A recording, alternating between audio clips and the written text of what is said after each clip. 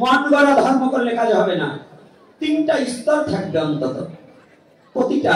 গুরুদেব আমার প্রথম স্তরে, গুরু ভিন্ন গোবিন্দকে পাওয়া যাবে না, কিন্তু গুরুই ভগবান নয়। কি করে? তিনটা স্তর করবে। প্রথম স্তরে রাধা কৃষ্ণ যুগল, দ্বিতীয় স্তরে নিতাই গৌর পঞ্চতত্ত্ব এবং অন্যান্য ভগবানের বিগ্রহ, রামচন্দ্রকেও রাখা যায়, তাতে কোনো বাধা নেই। তার নিচের স্তরে গুরু সর্বস্বামীদেরকে রাখা যাবে, কিন্তু গুরুকে উপরে আর তার নিচে গোবিন্দকে, এইটা যারা রাখে ওরা ভুলের রাজ্যে, ভুলের স্বর্গে বসবাস করছে, সঠিক রাজ্যে নয়। তুলসী হরিভক্তি বিলাস মোতাবেকে কলির যুগে তিনজন পাবে। প্রথম হচ্ছে গৌরাঙ্গ, নিত্যানন্দ, অদ্বৈত, এদের চরণে তুলসী। গদাধর আর শ্রীবাসীদের পক্ষে। কষ্ট হচ্ছে নাকি? না বলবো না? বলবো না? হ্যাঁ, এটা কিন্তু সারা বিশ্বে ছড়িয়ে যাবে। ওই যে ভিডিও গুলো ওরা ক্যামেরা ইউটিউবাররা আসছে না, ছড়িয়ে যাবে। আজও অনেকে দেখছি অনেক সংগঠন থেকে যার যার গুরু সরভুজ মূর্তি বাই করেছে এবং গুরুদেবের বিশ্বরূপ দর্শন মূর্তি দেখাচ্ছে। আমি বুঝি না, ওরা ভাত খায় না, ধ্যান খাইয়ে মানুষ হয়েছে। মহিমায় গুরু কৃষ্ণ এক করি যান, গুরু বাই করিতে সব সত্য পরিমাণ। প্রকাশ্যে গুরু আর কৃষ্ণ এক নয়, মহিমায়। ধ্যানের ঘরে গুরু আর কৃষ্ণ, এটা গুরু আর শিষ্যের ব্যাপার। ধ্যানে গুরু আমার পরমারাধ্য, কিন্তু প্রকাশ্যে বললে মানা যাবে। ধ্যানের ঘরে আমার গুরুই আমার কাছে সাক্ষাৎ ভগবানের সমকক্ষ, কারণ গুরু ছাড়া তো ভগবানকে প্রাপ্তি হতে পারছি না। কিন্তু প্রকাশ্যে যদি বলি আমার গুরুই কৃষ্ণ, ওই শিষ্যরা আমার কাছে ধরিয়ে আনবেন। আমার ভগবান কৃষ্ণ গিরি গোবর্ধন পর্বত 7 দিন কেন আঙুলের উপরে রাখছিল, তোমার গুসাইকে ধরিয়ে আনো। আধা কেজি যদি 3 ঘন্টা রাখতে পারে তাই বুঝবা না গুসাই।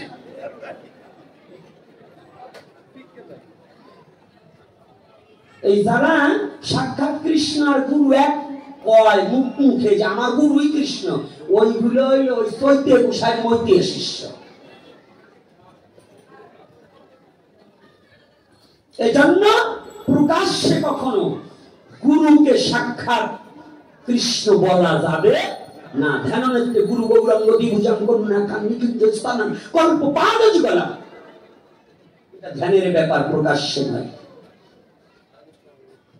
প্রকাশ্যে নয়। স্বামী স্ত্রী যেমন মিলন করা হয়, প্রকাশ্যে করলে তাদের ব্যভিচারী বলা হয়। যারা প্রকাশ্যে গুরু গোবিন্দকে এক বলা হয় তাদের ব্যভিচারী বলা হয়, তারা কোনোদিন সৎ পথ অবলম্বনকারী নয়। এজন্য স্তর ভেদে ভজনের জন্য সখী অনুগত হয়ে ভজন করতে হবে। রাধারানীও নারী, চন্দ্রাবলীও নারী, এবং বিশাখাও নারী, তুঙ্গবিদ্যাও নারী, কিন্তু সবার স্থান রাধারানীর স্থানে ওই সবাই যেতে পারে নাই। তদ্রূপ এই জন্য কেউ সাবধান। আজকে আমার গুরুকে আমি কৃষ্ণ বলবো, আপনার গুরুকে আপনি কৃষ্ণ বলবেন, ওর গুরুকেও কৃষ্ণ বলবে, ওর গুরুকে কৃষ্ণ বলবে, যদি কৃষ্ণই সব। এইগুলো ছেড়ে দিয়ে এই জন্য কি বলছে, একেলা ঈশ্বর কৃষ্ণ আর সব ভিত্ত, যারে জইছে করায় নিত্য, সে তৈছে করে নিত্য। গুরু বস্তুটা সাংঘাতিক। আশ্রয় সম্বন্ধটা যদি এই আশ্রয়ে ভুল হয়, তাহলে জীবনের সাধন বদন সব ভুল হয়ে যাবে। এর জন্য আশ্রয়টা সঠিক করতে হবে। আর কোন গুরু যদি বলে আমি ভগবান, এই ওটা গুরু আবার না, ওটা গরু হয়ে গেছে। আরে গরুর তো তবু কাজ হয়, দুগ্ধটা সেবায় লাগে গোবিন্দের, গোবরটা লেপায় লাগে, পঞ্চ গল্প তৈরি করবার পুষ্পটাও লাগে, আর আমাদের লাগবে না কিছু।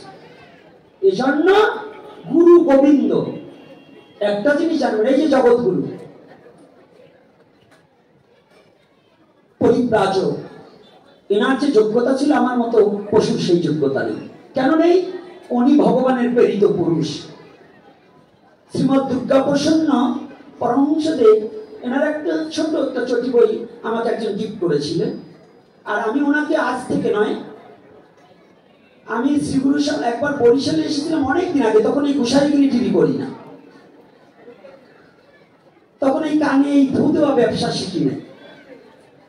তখন থেকে ওনার একটা বিগ্রহ আমি এক জায়গায় পেয়েছিলাম, কেন যেন মন থেকে ভালো লেগেছে। পরবর্তীতে এই শ্রী গুরু সংঘের একটা ভক্ত সংগঠন আছে, হচ্ছে বরগুনা, না বরগুনা না, এটা হচ্ছে গলাচিপা। গলাচিপা আছে না একটা সংগঠন, গলাচিপা বাজারে। আমি আর ছবি খুঁজে পাই না। পরে ঠাকুরের ইচ্ছায় আমি ওই সঙ্গে একটু পাঠ করবার আশা করে আমি বললাম, বাবা আমাকে একটু গুরুদেবের একটা বিগ্রহ দেওয়া যায়। তৎসঙ্গে ওই ভদ্রলোক বাবাটা খুব ভালো, একটা বিগ্রহ একটা চটি গ্রহণ দিলেন। ইনি যা জীব হিতের জন্য যে কথাবার্তা গুলো বলেছে, এর 10টা কথা যদি এই শ্রীগুরু সংঘের কোন ভক্ত প্রতিপালন করতে পারে, সে সাধারণ মানুষ থাকবে না, সেও মহাপুরুষ হয়ে যাবে। কিন্তু আমাদের মধ্যে, বাবা আবার আপনাদের বলছি না, এই জায়গার সংগঠন কেমন আমি জানি না, আমি চরণে হাত রেখে বলছি, আপনাদের বলছি না। কিন্তু আমাদের সমস্যা হচ্ছে কি জানেন, এই সংগঠন তৈরি করবা দিয়ে সভাপতি, সেক্রেটারি, কোষাধ্যক্ষ, সহ কোষাধ্যক্ষ, এইগুলো নিয়ে এই অভিমান অহংকার বেজাল বাতাইয়ে গুরুদেবের বাক্য শেষে ভুলে যাই, আমার বাক্য নিয়ে দৌড়াদৌড়ি করি, তখন আর গুরুদেব মনে করি না। এইটা যতদিন থাকবে ততদিন আপনি গুরুদেবের সঠিক শিষ্য না। আপনার কিচ্ছু হতে হবে না, আপনি শুধু গুরুদেবের অনুপাতে গুরু আজ্ঞা পালন করে কর্ম করে যান। আপনার উন্নত আসনে বসতে হবে না, আপনাকে গুরুদেব কৃপা করে বসিয়ে দেবে, কেউ আর নামাতে পারবে না, কেউ নামাতে পারবে না।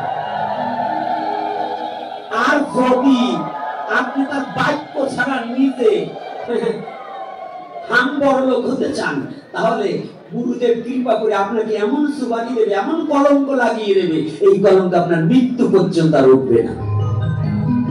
এজন্য সাবধান, গুরুচরণে আশ্রয় হয়ে ওই আশ্রিত হওয়ার পরে যেন এমন কোন কর্ম না করা হয় যে জীবনটাই কলঙ্কিত হয়ে যায়।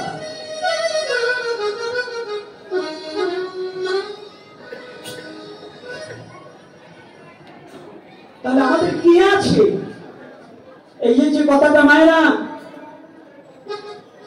দাপর যুগে রাধা কৃষ্ণ, রাধারানীর চরণেও কোন কোন ভজনে দুষ্টারা বলেছে রাধারানীর চরণেও তুলসী দেওয়া যাবে না, কোন কোন জায়গায়। আবার কোন কোন জায়গায় অনুরাগ মার্গে তারা রাধা গোবিন্দ দুইজনের চরণেই নিক্ষেপ করে দেয়, রাধে রাধে। আমি দুটো কথা বলে দিলাম, আমি কিন্তু এক পয়সা বিচার করা যাবে না। যদি আজকে একটা কথা বলি তাহলে আমার পক্ষপাত দিতে হবে, তাই তো বাবা? বৃন্দাবনে কিন্তু অন্য সখা সখী কারো চরণে নয়, শুধু রাধা গোবিন্দর চরণে একেবারে সম্পূর্ণ তুলসী ধরে তাদের চরণে নিবেদন করে দেয়, এটা কিন্তু সত্য। আর পিতা যুগে ভগবান রামচন্দ্র পাবেন, সীতা কেউ নয়, ভালো করে বুঝে নিন। কিন্তু আমরা এখন বর্তমান যেগুলো করছি, এটা যেন আমরা একটু বিরত থাকার চেষ্টা করি।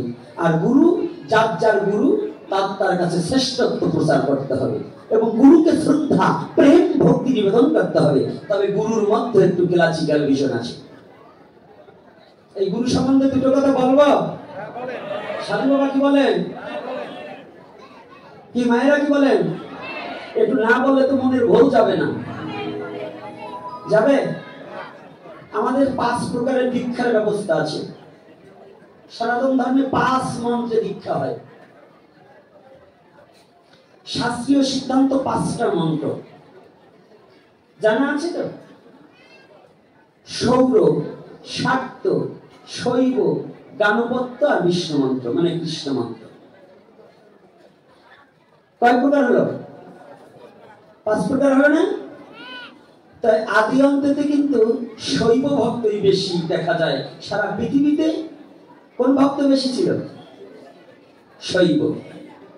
কিন্তু এই শৈবরাও লাস্টে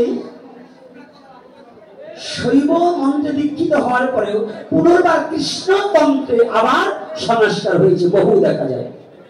কি হলো ওখানে? কি ঝামেলা? বাবা আর অল্প একটু সময়, একটু ক্যাচ করবেন না, এরপরে আপনাদের অধমাই মুখ পোড়া হনুমানটা আপনাদের চরণ ছেড়ে চলে যাবে। আর বেশি